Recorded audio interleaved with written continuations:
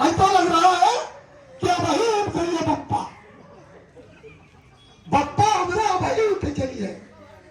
आप यकीन मान लीजिए, मैंने ना कोई बाल मुड़ाया, हमने कहा हम गर्दन कटवा लेंगे, केवल बप्पा वापस आ जाए।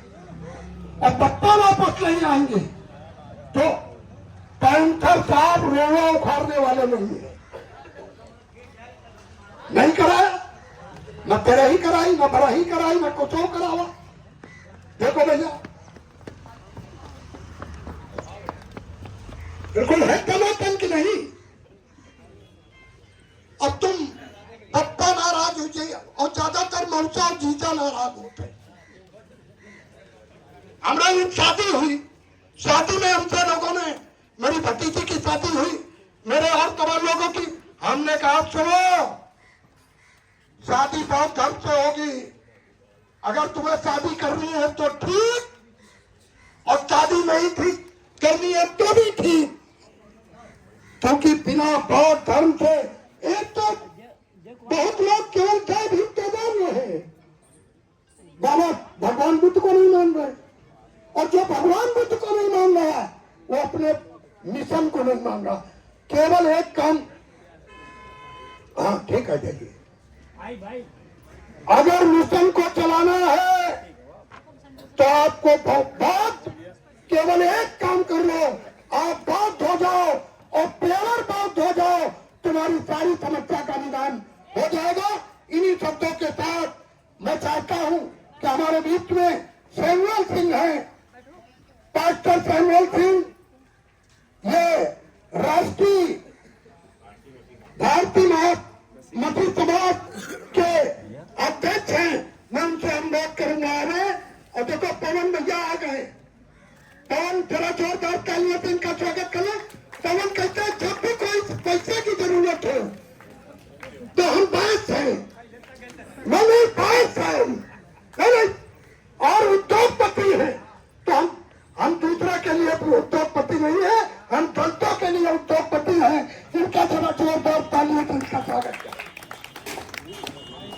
आज जो भारतीय संविधान दिवस का आयोजन हो रहा है, पवन जी का हम स्वागत करते हैं, आतिशबाजी करते हैं, तो इनके सामने फिर बोलने को कुछ बचता नहीं है, लेकिन कुछ बोलना है तो बोल रहे हैं। 85% और 15%, एक तो ये नारा बहुत सालों से सुन रहे हैं लेकिन पलट नहीं पा रहे हैं। संविधान खतरे में है तो ये क्लियर होना चाहिए कि संविधान को खतरा किससे है, उस बात को भी बताइए। और संविधान को अगर खतरा है तो संविधान को बचाने का रास्ता क्या है, इन पे भी चर्चा होनी चाहिए। अगर संविधान को किसी से खतरा है तो आप स्पष्ट करिए कि संविधान को इन लोगों से खतरा है। वो सरकारों से खतरा है, वो अधिकारियों से खतरा है जो संविधान को असम्मान नहीं कर रहे हैं, क्योंकि जो भी व्यक्ति नौकरी करता है वो संविधान की शपथ लेता है और काम वो किसी निजी विचारधारा का करता है, तो उनकी नौकरियां भी खत्म होनी चाहिए और सरकारें भी खत्म होनी चाहिए, क्योंकि वो संविधान के उल्लंघन के आरोपी हैं। आप संविधान की शपथ लेकर अन्याय कैसे कर सकते हैं? आपको संविधान ने नौकरी दी है तो आप संविधान का उल्लंघन कैसे कर सकते हो और पद पर कैसे रह सकते हैं? इन पे कोई बात नहीं करता। संविधान कैसे बचाया जाएगा और कैसे खतरे में है और किन लोगों से खतरा है संविधान को? धनीराम जी को यही बताना चाहिए मन से खड़े होकर, किन लोगों से खतरा है संविधान को, और उन अधिकारियों को नौकरी से हटाना चाहिए जिन्होंने संविधान की शपथ ली और संविधान का उल्लंघन कर रहे हैं कुर्सियों पर बैठ के। संविधान का अपमान हो रहा है। आप अगर नौकरी की शर्त पे आते हैं संविधान की, तो संविधान की बात करिए वहां पर आकर। वहां किसी धर्म की बात नहीं होगी, किसी जाति और किसी उसकी बात नहीं होगी, तब इंसान का न्याय होगा। संविधान को कैसे बचाया जाएगा? संविधान बचाओ, संविधान बचाओ, संविधान बचाओ, क्या सिर्फ किताब बचानी है कि बाबा साहब की तस्वीर बचानी है? जहां उनकी लड़ाई हो ना हो, जहां संविधान का अपमान हो, वहां पर लोगों को आ जाना चाहिए। लेकिन अफसोस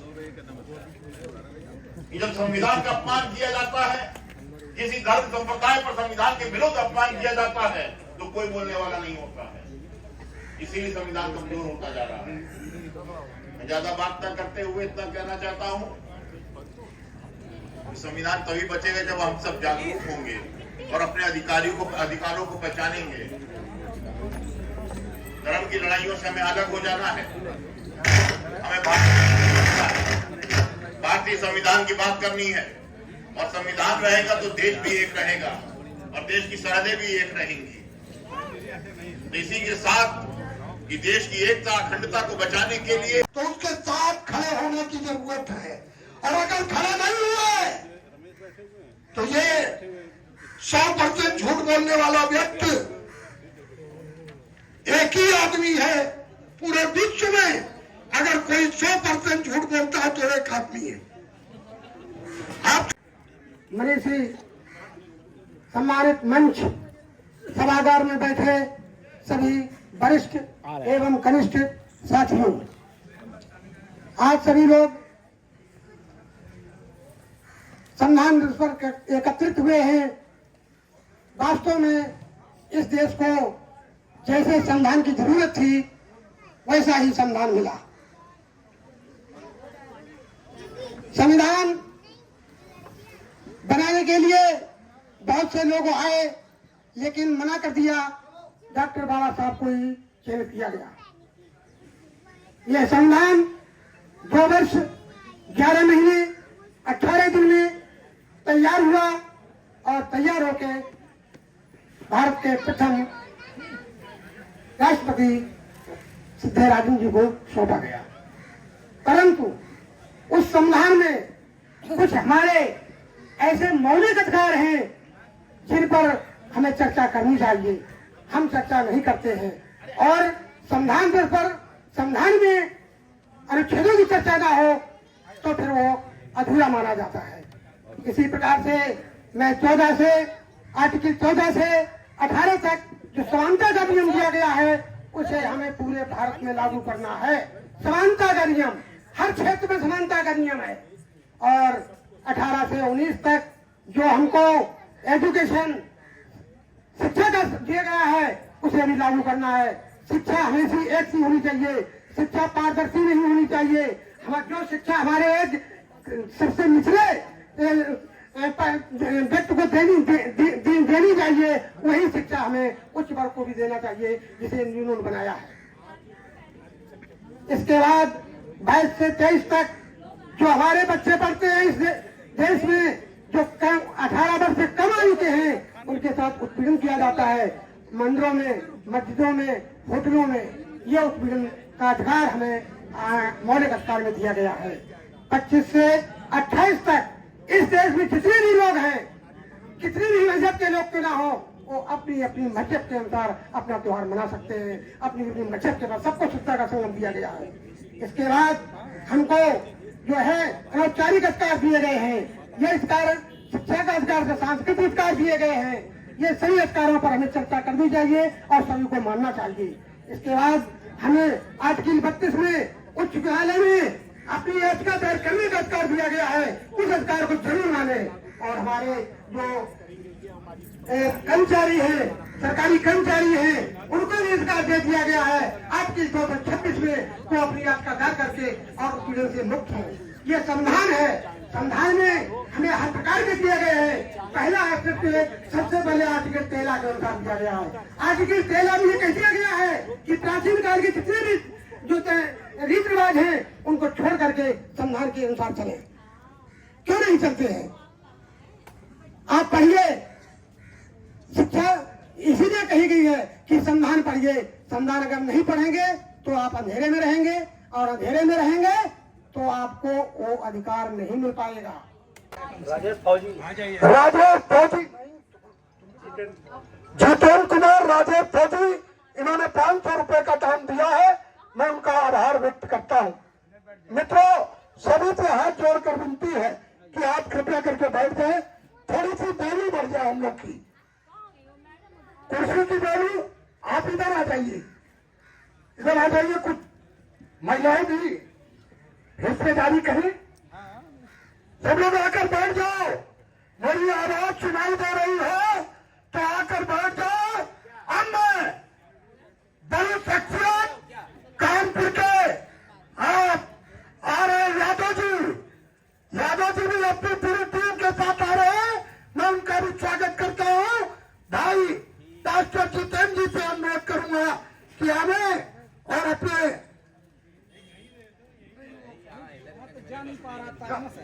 थोड़ा से अभी भी परिस्थिति ऐसी है। बाबा साहब ने क्या किया, यदि उनके बारे में चर्चा हम लोग करें तो फिर गागर में सागर भरने की बात आएगी। चर्चा होती रहेगी, समय निकलता जाएगा, क्योंकि उनके कामों की चर्चा करने के साथ साथ हमें एक बात और करने की जरूरत है कि आज हम और आप संविधान के हर एक पहलू पर विचार करते हुए इस नजरिए से देखें कि आज संविधान को पूरी रीति से ये समाज पालन कर रहा है या नहीं कर रहा है, और उसमें हमारा योगदान क्या है। आज संविधान, बहुत बार लोग कहते हैं खतरे में है। संविधान खतरे में तब आता है जो संविधान में लिखी हुई बातों को पूरी रीति से कुछ ऐसे लोग तोड़ते हैं और साथ ही साथ लोगों को एक दूसरे के प्रति खड़ा भी करते हैं। एक लेडी गांधी जी की एक पुतला बनाकर उन्हें गोली मार रहे होने की बातें चर्चा में है, और हम अभी भी बैठकर ये बात कर रहे हैं कि संविधान बचाओ। कैसे बचेगा? बचेगा तब जब संविधान तोड़ने वालों के विरोध में हम एकजुट होकर खड़े होंगे और उन्हें मुंह तोड़ जवाब देंगे।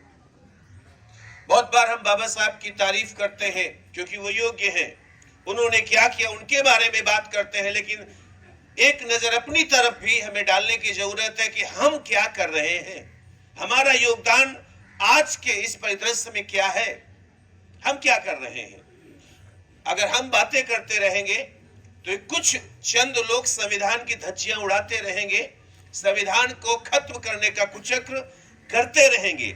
इसलिए हमें ये बातें करने की जरूरत है कि संविधान तोड़ने वालों को हमें मुंह तोड़ जवाब देना है। एक शपथ लेनी पड़ेगी, एक योजना के साथ काम करना पड़ेगा कि उस बनाए हुए संविधान को हम कैसे बरकरार रखें, कैसे बचाएं और कैसे उन्हें मुंह तोड़ जवाब दें। यही एक बात करने की जरूरत है, आपस में बैठकर विचार करने की जरूरत है। हम सभी समाज के लोग, कुछ लोग कह रहे थे कि हमें इंसान बनने की जरूरत है। अरे इंसान तो हम तब बनेंगे, पहले सही रीति से उन बातों को सच्चरता पालन करना तो जान ले। अपने अपने धर्म की बात कर रहे हैं, मैं अपने धर्म की अगर बात करूं तो संविधान तो तब तोड़ा जाता है कि हम अपनी मर्जी से ही इबादत और पूजा नहीं कर पाते हैं। लेकिन जब पूजा नहीं कर पाते, हमारे लोगों को खींचकर जेल में भेज दिया जाता है। एक कौन से संविधान की बात कर रहे हैं? जो देश में लागू है उनका संविधान।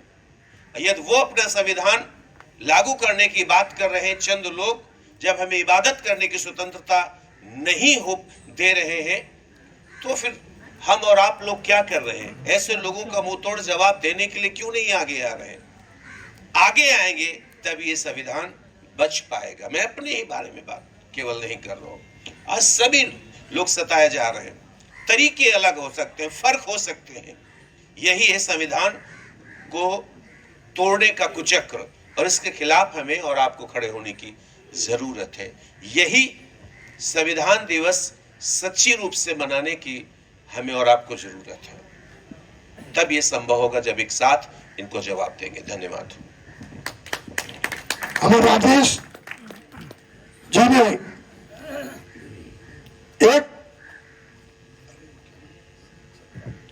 उन्होंने 1000 रुपए का दान दिया है। मुझे एक बात समझ लीजिए, इसमें कोई ये किसी की चाबी खो गई, अगर हमको मिली है, जिसको चाहिए वो ले ले, जिसकी हो, क्योंकि वैसे कहेंगे तो मंदिरों में कब्जा हम लोग को करना चाहिए जिससे माल आवे। माल केवल पूजा की नीयत से न करे। रघुनाथ जी ने 500 रुपए का दान दिया है, मुझे आभार। पूजा की नीयत से हम लोग को कोई काम नहीं करना है, हमें माल की नीयत से काम करना है। तगादा कोई ना हो। डॉक्टर जीतेंद्र जी ने 1000 रुपए का दान कर दिया है, कह रहे तगादा बहुत करते हैं। हर कोई हमारे गौतम जी से अनुरोध है हमें और अपने विचार दें। आरपी गौतम जी हमें अपने विचार दें और सभी साथियों से अनुरोध है कुर्सियों पर बैठ जाए। अगर पूरी खा चुके हो, हलवा खा चुके हो, चाय उधर बनी हुई है, सब लोग खाते पीते रहे, लेकिन विचार भी सुनते रहे और संविधान की रक्षा कैसे करनी है उस पर ताकत लगाने की जरूरत है, ऐसी मैं उम्मीद करता हूं। धन्यवाद। साथियों, आज बहुत सत्य बाबा साहब डॉक्टर भीमराव अंबेडकर द्वारा बनाया गया संविधान भारत सरकार को प्रदत्त किया गया था, अंगीकृत किया गया था। ये बात सभी लोग जानते हैं। कितने लोग इस बात को जानते हैं? ध्यान दें कि आज के दिन 26 नवंबर 1949 को संविधान के कितने अनुच्छेद लागू हुए थे? यहाँ विद्वान साथी बैठे हुए हैं, कोई साथी बता सकता है? संविधान की रक्षा हम कैसे करेंगे? संविधान को पढ़ा है? कितने संविधान के अनुच्छेद 26 नवंबर 1949 को लागू हुए थे? चलिए, इससे यह मालूम होता है कि हमने संविधान खरीद कर तो रख लिया है, लेकिन उसको पढ़ा नहीं है। 15 अनुच्छेद 26 नवंबर 1949 को लागू हो गए थे। बाकी जो संविधान था वो 26 जनवरी 1950 को लागू हुआ था। तो साथियों, जिस समय बाबा साहब संविधान देने के बाद संविधान सभा से बाहर निकल रहे हैं, तो वहां पर लोगों ने पूछा बाबा साहब उस दिन खुश नजर आए, हंस रहे थे। तो लोगों ने कहा आज बाबा साहब बहुत खुश है। तो बाबा साहब ने उनको उत्तर दिया कि आज के बाद कोई रानी राजा को पैदा नहीं करेगी, अब राजा बैलेट बॉक्स से पैदा होगा। तो उन्होंने कहा ये जो वोट का आपने अधिकार दिया है, आपके आदमियों को हम खरीद लेंगे। तो बाबा साहब ने उत्तर दिया कि जब तक हमारा आदमी अपने वोट के अधिकार का महत्व नहीं समझेगा तब तक खरीद लेगा, लेकिन जिस दिन वोट के अधिकार को महत्व को समझ जाएगा उस दिन उसके वोट को कोई खरीद नहीं सकता है। साथियों, आप कितने सहमत हैं? हमारा वोट आज भी बिक रहा है कि नहीं बिक रहा है? और वोट ही नहीं बिक रहा है, वोट के ताकत पर जिन प्रतिनिधियों को आप चुनकर भेजते हैं या चुनने के लिए आप जो आते हैं मैदान में, वो कुछ लोभ लालच में आपकी पार्टी छोड़कर चले जाते हैं। ये बिकाऊ कौन लोग हैं? ये बिकाऊ जो लोग हैं, जो बिना पेंदी के लौटा आ रहे हैं, इनको आप कैसे पहचानेंगे? संविधान की रक्षा आप करने की बात तो सभी करते हैं, और जिन्होंने संविधान दिखाया कि हम संविधान की रक्षा करेंगे, जब सुप्रीम कोर्ट का आदेश आया क्रीमी लेयर और वर्गीकरण का, तो उनकी जवानों पे ताले पड़ गए। किसी ने दो शब्द नहीं बोले। कुछ तो अज्ञातवास हो गया, कुछ तो विदेश में जाकर कह रहे हैं कि हमारी स्थिति सामान्य होगी तो हम आरक्षण समाप्त कर देंगे। आरक्षण समाप्त करने की बात पे आपको एक चीज और दिला दें कि संविधान सभा में जब बाबा साहब ने आरक्षण की बात की थी तो के.एम. मुंशी ने, सरदार पटेल ने विरोध किया था और बाबा साहब संविधान सभा छोड़कर, ड्राफ्टिंग कमेटी छोड़कर घर चले गए थे। और बाद में जब ये पता चला डॉक्टर अंबेडकर ने ड्राफ्टिंग कमेटी छोड़ दी है तो सरदार पटेल उनके घर पे गए, मनाने के लिए गए और कहा कि डॉक्टर आप तो नाराज हो गए। कल के.एम. मुंशी तो कह रहा था कि ये पटेल की भी यही राय है, और अपना रिजाइन सरदार पटेल को पकड़ा देते हैं डॉक्टर अंबेडकर कि अगर मुझे संविधान सभा में संविधान मैं लिखूंगा, ड्राफ्टिंग कमेटी का अध्यक्ष रहूंगा तो आरक्षण रहेगा, आरक्षण रहेगा, आरक्षण रहेगा। आरक्षण उसी सूरत में, उसी शर्त पे हट सकता है कि मुझे ड्राफ्टिंग कमेटी से अलग कर दिया जाए। वो थे हमारे बाबा साहब के विचार। मैं इतनी देर से इतने वक्ताओं को सुन रहा हूं, किसी ने उन बातों को यहाँ पर लोगों जो संविधान नहीं पढ़े हैं उनको बताने का भी कष्ट नहीं किया। तो साथियों, ये आरक्षण ऐसे नहीं मिला है। बाबा साहब जो रिजाइन दिया था, त्याग पत्र दिया था, उसको सरदार पटेल फाड़ देते हैं कि मैं जानता हूं कौन बीज उपजाऊ है। और जो लोग ये कहते हैं, एक भ्रम और दूर कर दें, कुछ दिल्ली के प्रोफेसर और दिल्ली के पत्रकार कहते हैं कि कांग्रेस बाबा साहब को संविधान सभा में लाई थी। ये भी एक झूठ फैलाया जा रहा है। बाबा साहब को बंबई से संविधान सभा में नहीं जाने दिया गया, और जब बाबा साहब पश्चिम बंगाल से संविधान सभा में के लिए जीतकर आए तो उस क्षेत्र को कांग्रेस ने पाकिस्तान में दे दिया।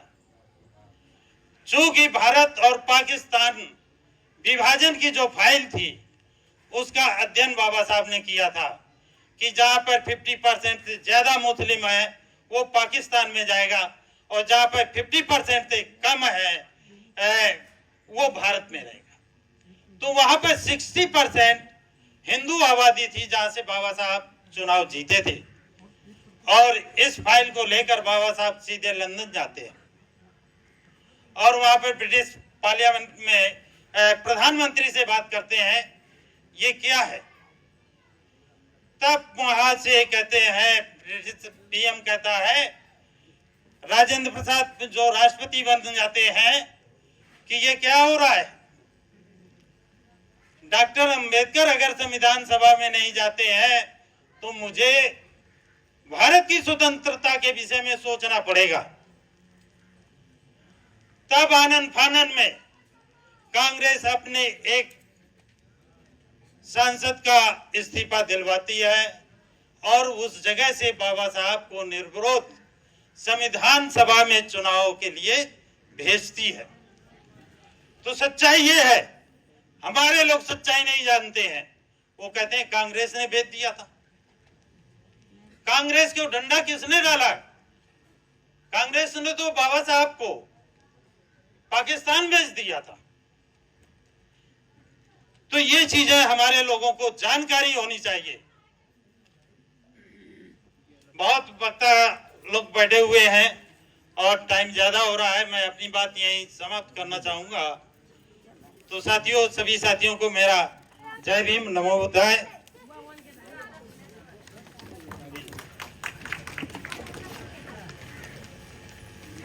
मुझे ऐसा लगता है संविधान सभा बनाई गई थी।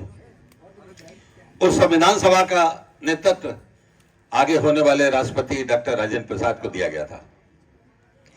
डॉक्टर राजेंद्र प्रसाद जी ने संविधान का मसौदा, संविधान तैयार करने का जिम्मेदारी के लिए एक ड्राफ्टिंग कमेटी बनाई और उसका चेयरमैन हमारे बाबा साहब भीमराव अम्बेडकर जी को बनाया। बाबा साहब के साथ 300 सदस्य थे जिन्होंने 2 साल 10 महीने तक उसमें रात दिन मेहनत की। बहुत से राष्ट्रों से उनके संविधान की अच्छी बातें निकाली। अपने देश की जरूरत की अपेक्षाएं जो देश की थी, जनता की अपेक्षाएं थी, दलित और शोषित वर्ग की जो अपेक्षाएं थी, उसको पूरा करने के लिए प्रावधान किए। और उसके बाद 26 नवंबर 1949 को ये संविधान हमारी संविधान कमेटी को सौंप दिया और उसी दिन वो अंगीकार कर लिया गया।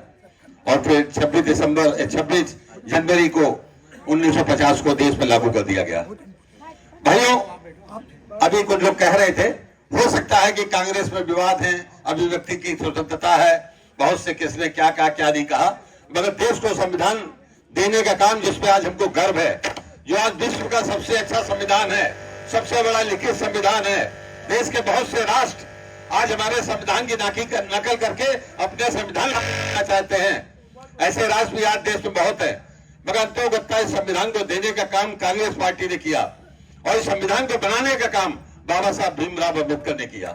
इसमें कोई कहीं भी संकोच या वो नहीं है किसने क्या कहा, किसने कौन सा पर्चा फाड़ा, उसमें मैं नहीं कहना चाहता।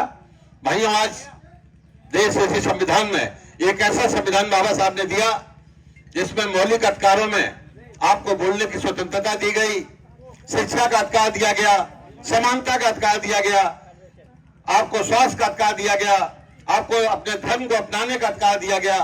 बहुत से अधिकार उसमें आपको देने का काम उस संविधान ने आपको किया। आज हमारा राष्ट्र पिछले 75 वर्षों में विश्व के सर्वश्रेष्ठ 10 राष्ट्रों में 5 राष्ट्रों में आज आ गया है और उसकी देन, उसका कारण सिर्फ हमारा संविधान है। जिस संविधान के तहत हम लोग यहाँ पे आज यहाँ पहुंचे हैं। भाइयों, वर्षों से, हजारों साल से, सैकड़ों वर्षों से दलित समाज का शोषण हो रहा था, अन्याय हो रहा था और उनके साथ अमानवीय जितनी भी घटनाएं हो सकती थी की जा रही थी। उससे बचाने का काम भी अगर किसी ने किया तो बाबा साहब ने किया और संविधान में समानता का अधिकार दिया, जीने का अधिकार दिया और आगे बढ़ने के मौके का अधिकार दिया। साथ में जो सबसे विशेष बात थी कि आरक्षण का अधिकार बाबा साहब ने दिलाया। आरक्षण का अधिकार, नौकरियों में आरक्षण मिले, आगे बढ़ने में आरक्षण मिले, ये अधिकार बाबा साहब ने दिया। अब आज वर्तमान में क्या स्थिति है उस आरक्षण की, उसके लिए मैं एक बात आपके सामने लाना चाहता हूं।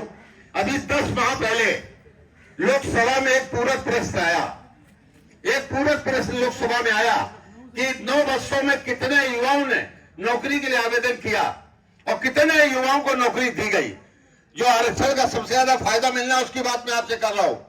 भारत सरकार से प्रश्न लोकसभा में पूछा गया कि कितने लोग युवाओं को 9 वर्षों में आवेदन कितनों ने किया और कितनों को नौकरी की गई। भाइयों, जो भारत सरकार ने जवाब दिया, ये हम कांग्रेसी या आम आदमी की बात नहीं है, लिखित जवाब भारत सरकार ने दिया कि 22 करोड़ 43 लाख युवाओं ने नौकरी के लिए आवेदन किया और हमने 7,63,000 बच्चों को नौकरी दी। समझिए आप, 22 करोड़ 43 लाख युवाओं ने आवेदन किया और कुल 7,63 यानी 22 करोड़ 35 लाख युवाओं को क्या होगा, वो कहां जाएंगे, कहां से अपने परिवार को पालेंगे, कैसे अपने माँ बाप को देखेंगे, कैसे अपने बच्चों को आगे बढ़ाएंगे। ये युवा कहां जाएंगे, कहां है वो आरक्षण, कौन से आरक्षण के यहाँ पर संरक्षा की जा रही है। भाइयों, इस बात को आप लोग समझने की जरूरत है। एक सिद्धांत, एक आपको बिल्कुल एक कानून की बात कर रहे हैं, एक प्रमाणिक बात हम आपसे कर रहे हैं कि लोकसभा में भारत सरकार ने जवाब दिया कहां हम लोग खड़े हैं और कहां पे ये बात हो रही है। अगर हम लोग इस तरह की बात करते हैं और कहते हैं तो भाई अब नौकरी अगर नहीं मिलेगी तो हमारे युवा कैसे काम करेंगे, कैसे हमारा देश आगे बढ़ेगा।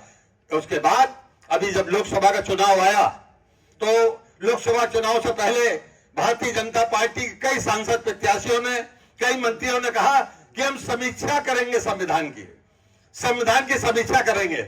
अब वो लोग देश की समीक्षा करेंगे संविधान की जो बाबा साहब अम्बेडकर ने बनाया है, जिनका स्वतंत्रता संग्राम आंदोलन में एक पैसा रोल नहीं था, जिन्होंने देश की स्वतंत्रता में कोई काम नहीं किया, जिन्होंने संविधान बनाने में कोई काम नहीं किया, जिन्होंने दलितों को आगे बढ़ाने का कभी कोई काम नहीं किया। वो कहते हैं कि हम देश की समीक्षा करेंगे, 400 सीटें देना, अब की बार 400 पार और फिर संविधान की समीक्षा। उसके बाद हमारे देश के नेता, भाई मैं कांग्रेसी इसलिए आप लोग शायद कहें, मगर राहुल गांधी ने इस बात को उठाया और कहा कि संविधान बचाओ और देश बचाओ। ये बात हमारे राहुल गांधी जी ने उठाई और देश के सामने लाए। अगर ये 400 पार अगर चले जाएंगे तो आपका संविधान को तोड़ मोड़ देंगे, पूरी तरह बदल देंगे। दलितों को जो आरक्षण मिल रहा है, जो संविधान ने अधिकार दिया है समानता का, इनको ऊंचे ऊपर आने का अधिकार दिया है, वो सब खत्म हो जाएगा। ये बात उसका रिजल्ट हुआ कि राहुल गांधी का साथ देश के दलित समाज के बहुत से लोगों ने दिया और बहुत बड़ा परिवर्तन उत्तर प्रदेश में भी देखने को मिला कि जब ये लोग अपने अवैधानिक कार्रवाइयों से करने के बाद भी 43 लोकसभा सीट हार गए। ऐसे लोगों को जवाब देने की जरूरत है, आगे बढ़ने की जरूरत है। आज संविधान में बहुत से काम हो रहे हैं। परसों की घटना आप देख लीजिए। अब धर्म के नाम पे देश को बांटने का काम, हमारे संविधान में धर्म के नाम पे देश को बांटने का काम नहीं है। सब धर्मों को समानता के साथ अपने धर्म को अंगीकार करने का अधिकार हमारे संविधान ने दिया है।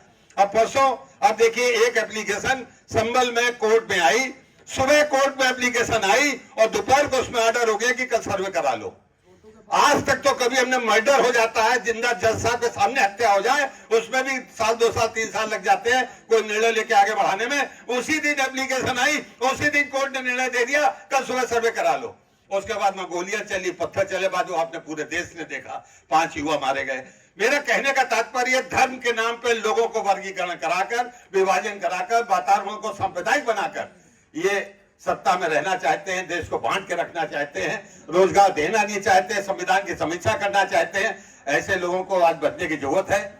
आज बाबा साहब अम्बेडकर साहब को पूरा देश याद कर रहा है और सब उनको अंगीकार करता है, उनको नतमस्तक है उनके सामने कि ऐसा संविधान दिया जिसमें उनको गर्व है और इसी से हमारा राष्ट्र, हमारा देश आगे बढ़ सकता है। और सबसे ज्यादा दलित शोषित समाज जो है वो इसी संविधान के तहत आगे बढ़ सकता है, अपने समानता का अधिकार प्राप्त कर सकता है।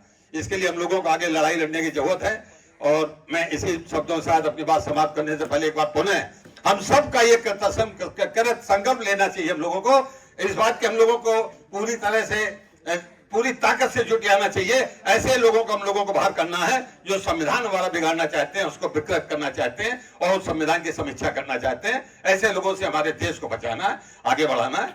बहुत बहुत धन्यवाद। जय हिंद। कुछ नहीं होगा, सभी साथ मिलकर लड़ेंगे, गांव-गांव जाके कमेटियां बना के लड़ेंगे। मैं तो चुनाव भी लड़ी हूं, जब सोनेलाल पटेल थे उन्होंने भी इसकी लड़ाई लड़ी। 2002 में मैं विधानसभा का चुनाव लड़ी थी।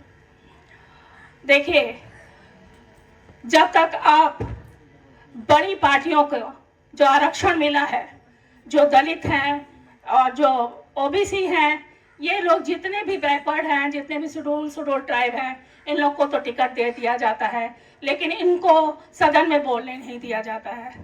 सदन में बोलने के लिए हमें चुप करा दिया जाता है और इसलिए हम अपनी बात, अपने लोगों की आवाज नहीं उठा पाते हैं।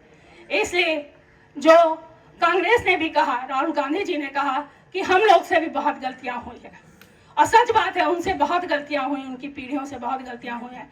लेकिन जाति जनगणना होना चाहिए, क्योंकि जाति जनगणना जब तक नहीं होगी हमारा कैसे पता चलेगा हम कितने भागों में, हमको 6743 भागों में बांटा गया है, ऊंच नीच कहा गया है, गोत्र कहा गया है कि ये तुम नीच हो, तुम ऊंच हो, तुम्हारा मुंह देखना पाप है, तुम्हारे यहाँ खाना पाप है, तुम इनके यहाँ नहीं बैठो, तुम इनके यहाँ पानी ना पियो।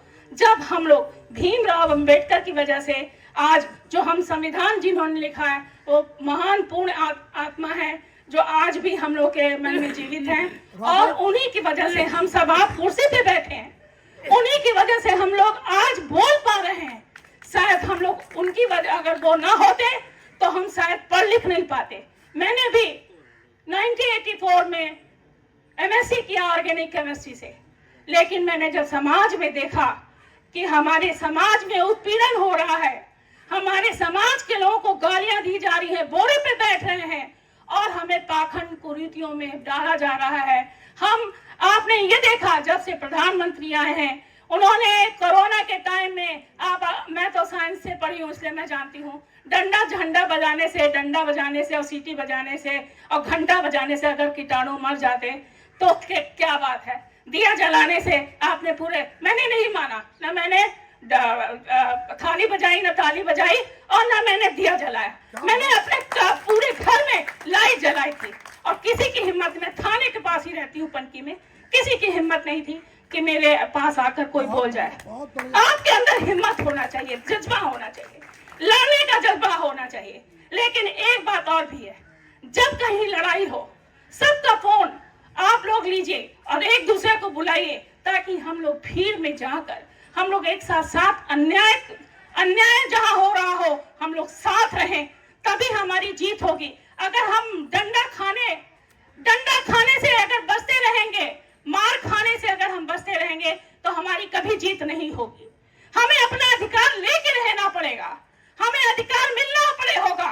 हम अपने आदमियों को विधानसभा, एमपी, एमएलए और सभी जगह, पंचायतों में, प्रधान में, सब जगह लड़ाएं और उसमें कॉम्बिनेशन बैठाएं कि ठीक है पाल साहब, आप प्रधान बनेंगे तो हम जिला पंचायत सदस्य बनेंगे, हम विधानसभा में बनेंगे तो आप एमपी बनेंगे, और हमको सारी जगह जो है हमारे आदमी होंगे तो हमारा कोई आदमी नहीं रोकेगा।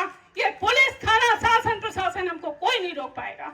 हमारे लोगों का काम होगा, हमारे निर्दोष बच्चों को मारा नहीं जाएगा, हमारे निर्दोष लोगों को पकड़ा नहीं जाएगा। सारे ये लोग कुकर्म करते हैं, सारे ये लोग पाखंड करते हैं, सारी कुरीतियां ये लोग चलाते हैं और हम लोग उसको मानते हैं। जिस दिन हम लोग मानना बंद कर देंगे, धीरे धीरे छोड़िए, आप अगर नहीं छोड़ पा रहे हैं तो आप धीरे धीरे छोड़िए।